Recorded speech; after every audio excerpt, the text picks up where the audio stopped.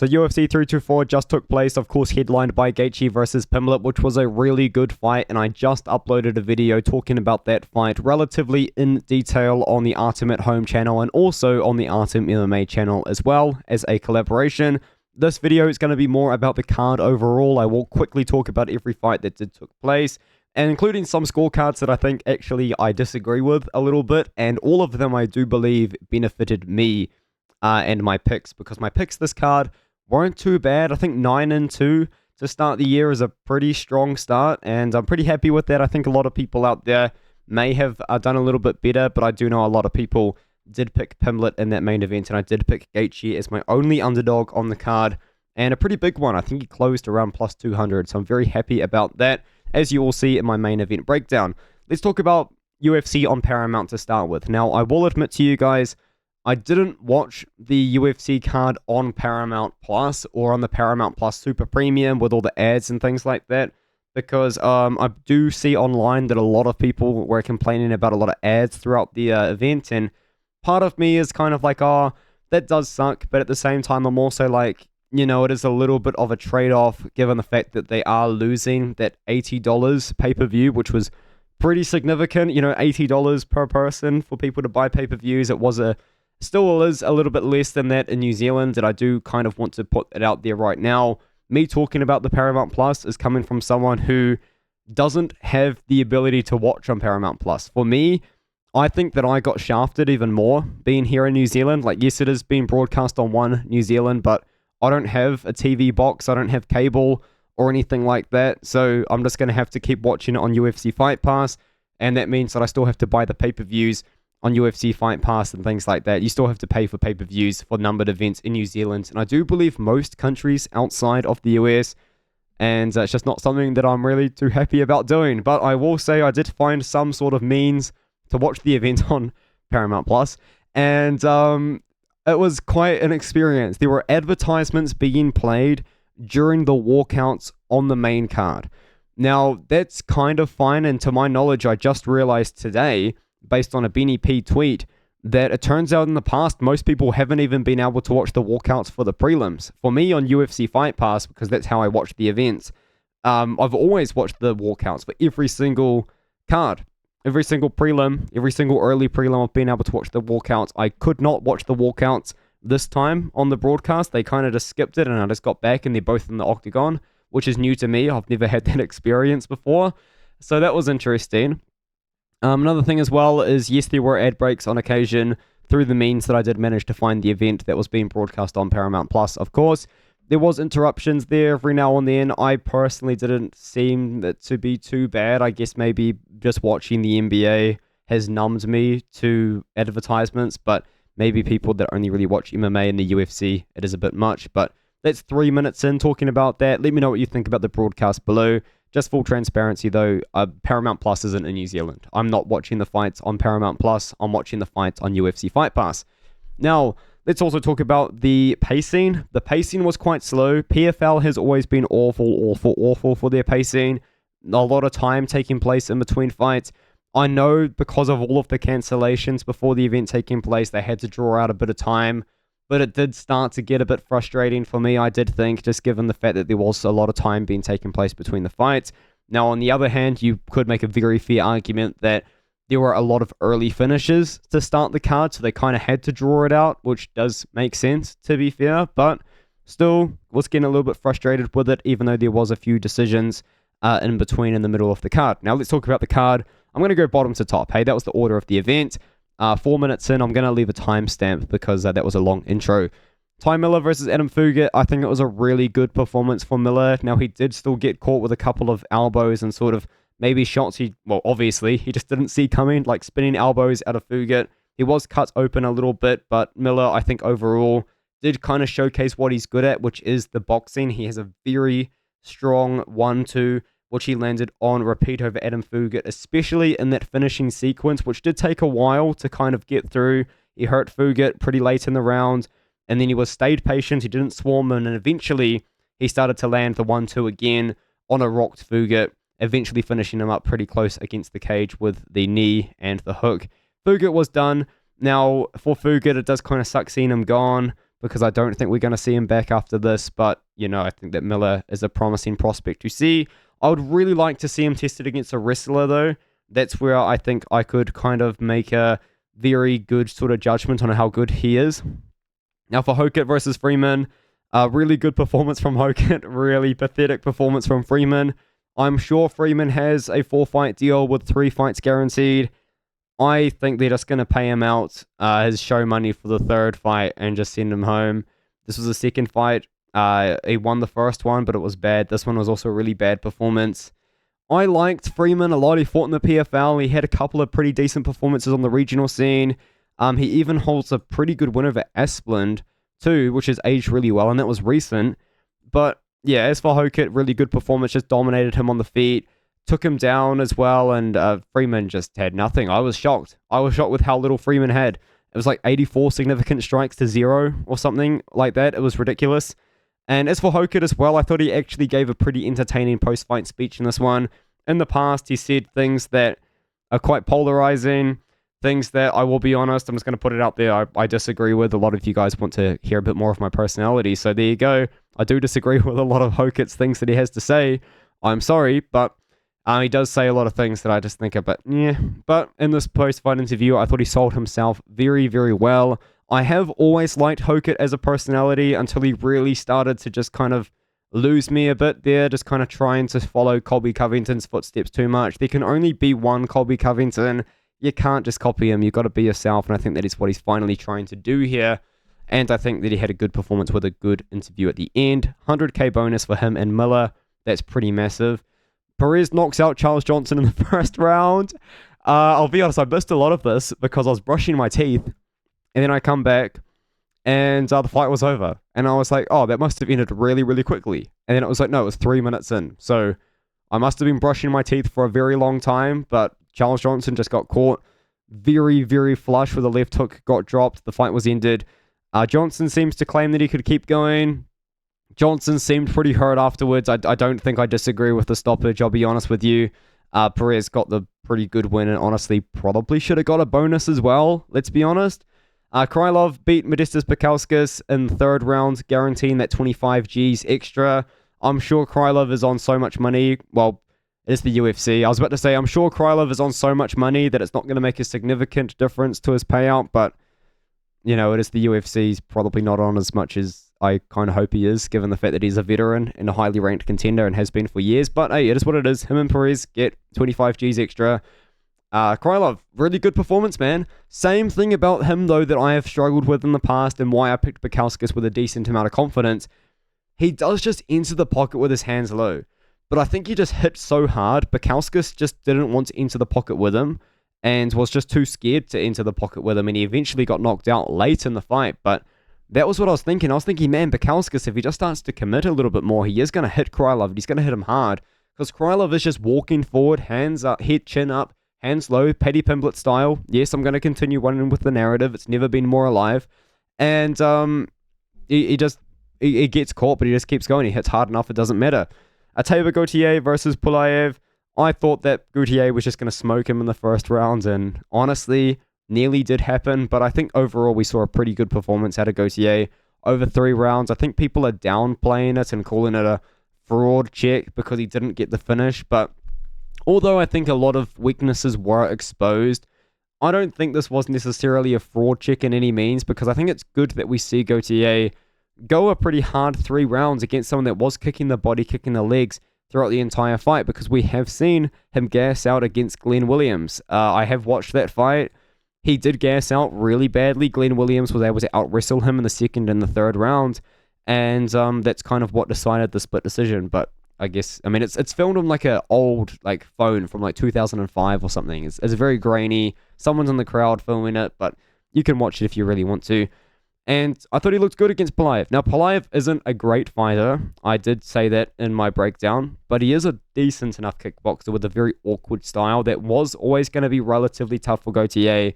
Now, not as tough as in hindsight as it was, but he does strike very awkwardly. He kind of fell over himself so much. He was running backwards a lot, and he just didn't really engage with Gauthier, which I have said is the way to beat him, in my opinion. I do believe to beat Gaethje, you actually have to bring the fight to him, which just sounds terrifying because it is.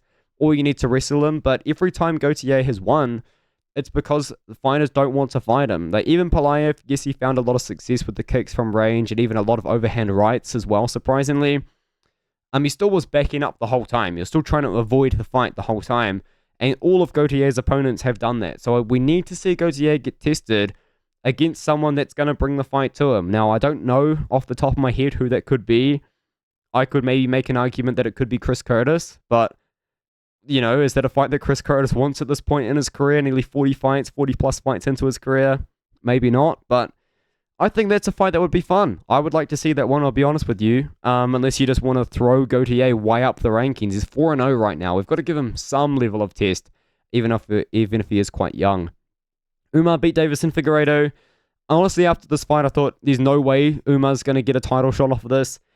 He didn't really struggle with Figueiredo necessarily, but it just wasn't a good performance against a Figgy that is relatively old now. A Figgy that, you know, also is just a bit out of his prime. He missed weight at 135 pounds. I saw people online saying that he's just phoning it in at this point, and maybe he is. Maybe he is. He missed weight at 135. He's a former flyweight. You know, the size difference was there. He looked small against Umar.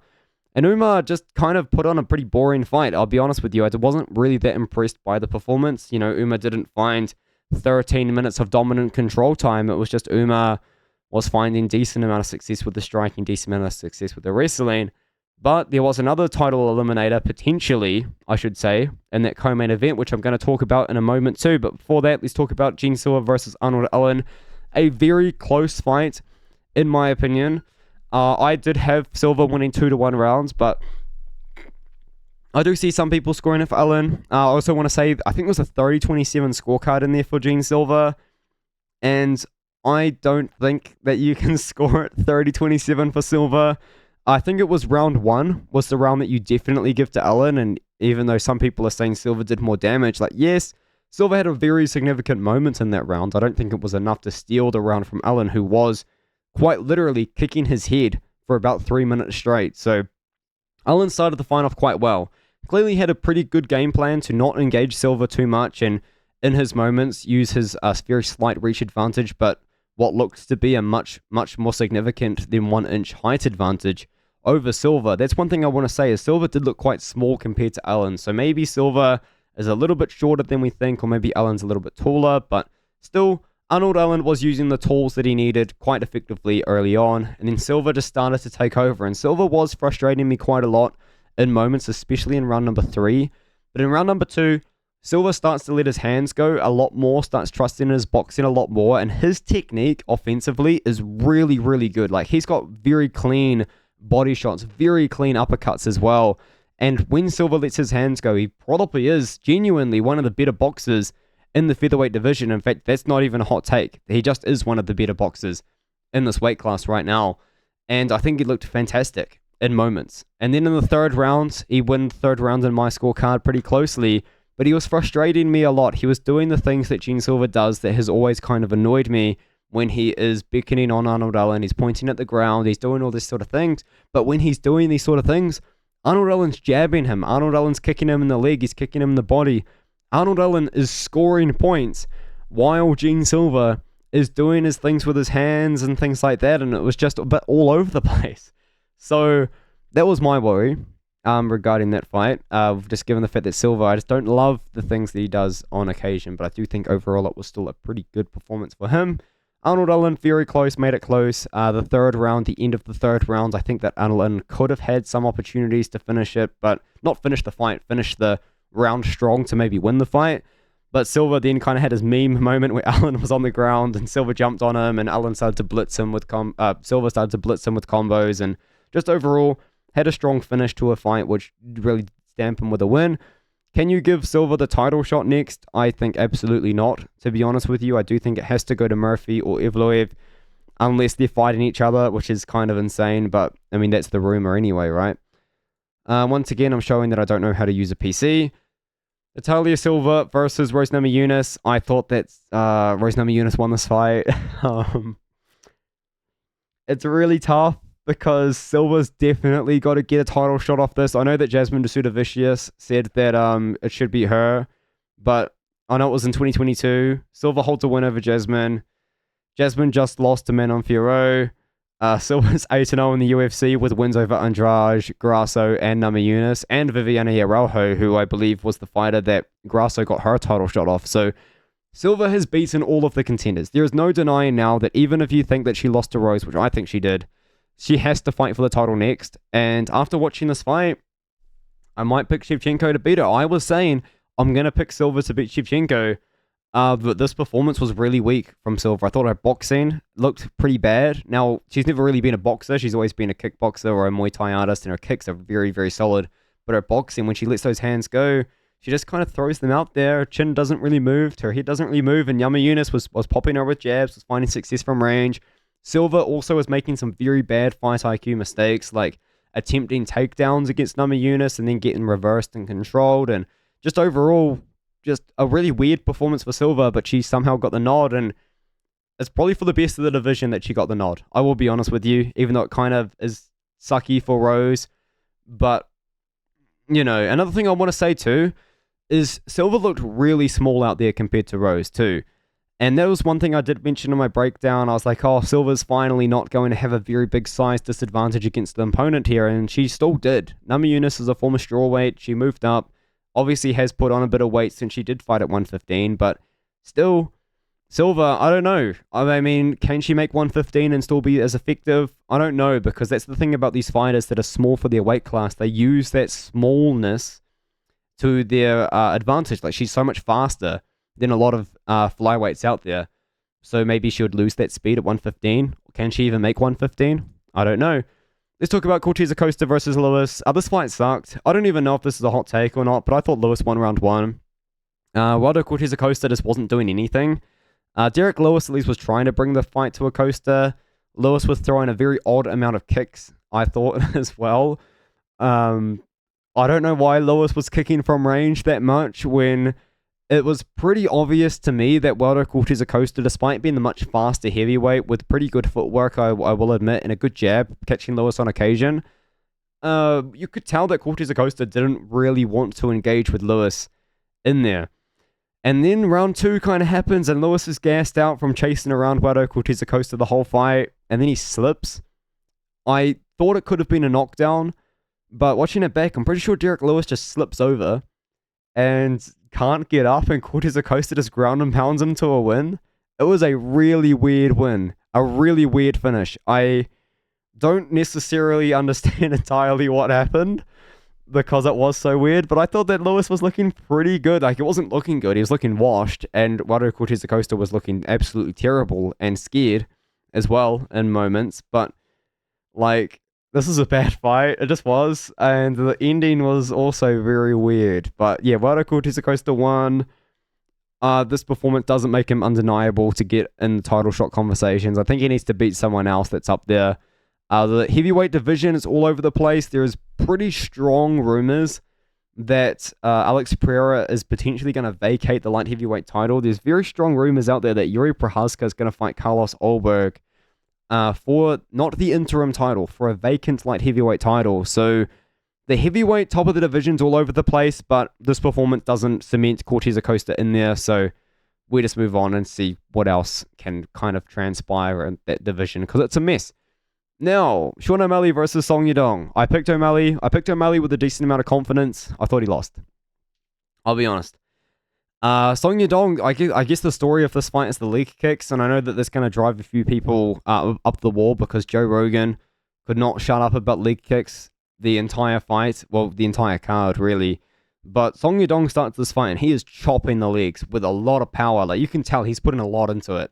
And it starts to really sort of wear on O'Malley, I would say, in rounds 2 and 3, was where you start to see O'Malley sort of have to struggle a little bit, not putting as much weight on his lead foot, switching to southpaw in the third round especially, was quite telling as well that Song Yadong's leg kicks had added up. And I thought Yadong was finding a lot of success. You know, he found some wrestling success. I thought he had won the first 2 rounds. And I think a lot of people scored rounds 1 and 3 for O'Malley. I thought, you know, you can score round 3 for O'Malley, but not round 1. But round 1 was close. That's the thing. It was really, really close. You can't call it a robbery. It's another one of those O'Malley versus Yan situations where the fight was so close. Who do you give it to? I personally thought Song Yadong won. I thought he did the better work. The leg kicks, I know that leg kicks are leg kicks and they're not really the same sort of ooh and ah from kicking someone in the head, but Song Yadong was closing the distance well. He had a very good game plan to beat O'Malley, which was back him up the entire time. O'Malley does not fight as well off the back foot as he does off the front foot. And Song Yadong was just throwing boxing combinations very regularly, mixing in takedown attempts as well to kind of make O'Malley have to think about that. And despite Song Yadong not really being the best wrestler, he still had a pretty good performance out there, in my opinion, to take down O'Malley and control him for some pretty significant moments in the fight. Not like a long period of time, but when he did get the control, he did land a little bit of ground and pounds every now and then. As for O'Malley, though, when the fight was at range, he had a very big size advantage. Song Yadong is not a very big bantamweight by any means. He looked very small in there compared to O'Malley, but O'Malley used that range quite well, continued to just kick the body from range, strike from range. But being a somewhat controversial decision, I guess you could say, you know, does that mean that O'Malley gets to fight Petr Yan in the rematch? And the thing about this fight is, I feel like you kind of just need to give it to O'Malley if Merab doesn't want it. That's the big if, because Merab versus Yan 3 is the very obvious next fight that just needs to happen no matter what. But if Merab for some reason decides, no, I don't want to fight Yan for the third time next, or I don't want to do it in the next 5-6 months, then yeah, O'Malley versus Yan 2 makes sense. There is history there. I was getting quite excited for a potential UFC China sort of big numbered event, pay-per-view event between Song and Yan, but it is what it is. O'Malley wins a very close one, which I do personally think that Song Yadong won, despite picking O'Malley with a lot of confidence, but it is what it is. And then the main event, I talked about this for quite a while, but both guys put on a great fight. It was fun. Now, technique was out the window for this fight here. Completely out the window. And I don't think it was a very good display of the UFC's top 5 of their division, I will admit, because, you know, both guys that just didn't really look all that technical. They didn't really look all of that, like, insanely skilled in this matchup compared to what we have seen in the past. Like, I think that Gaethje versus Holloway is a really good matchup between two guys that are brawling but also very technical at the same time. This was just a Gaethje versus Chandler 2.0 in a good way, in my opinion. I think it was a very vintage Gaethje performance as well. He really just does have no regard for his own safety and they're going in there against Pimblett. And Pimblett showed that toughness that he's very well known for. I did think Pimblett was going to get knocked out in this fight. I did pick Gaethje by KO. But Pimblett, like, I mean, he ate maybe 6 strikes. 6 strikes that would knock out other people, and he just kept eating them. He got knocked down, I don't know how many times officially, but I think he got knocked down 3 times pretty badly. Gaethje was just kind of beating him up on the feet, but Pimblett was finding his own success with boxing combinations, with strikes as Gaethje was coming in. Pimblett didn't really wrestle and grapple offensively as much as he probably could have and should have. I think a lot of people picking Pimblett to win this fight were relying on Pimblett to attempt takedowns regularly to take down Gaethje. And he didn't really go in there with a grappling game plan at all. At least it didn't look like he did, because he didn't really attempt any takedowns early. And if anything, Gaethje was attempting the takedowns, which is something that he never did early on in his career. But now that he's kind of getting on a little bit more, we do see a bit more of that. But I just think the winner of this fight is going to get slipped by Topuria. And it was Gaethje. I give Gaethje 2 rounds at most. There's no striking technique. There's no striking defense at all. It's just bad, you know. I think I would have given Pimblett a bit longer, but I think I'd give Gaethje 2 rounds against Ilia Topuria. Let me know what you think in the comments below. I'll see you guys in the next one, which will be my UFC 325 final predictions.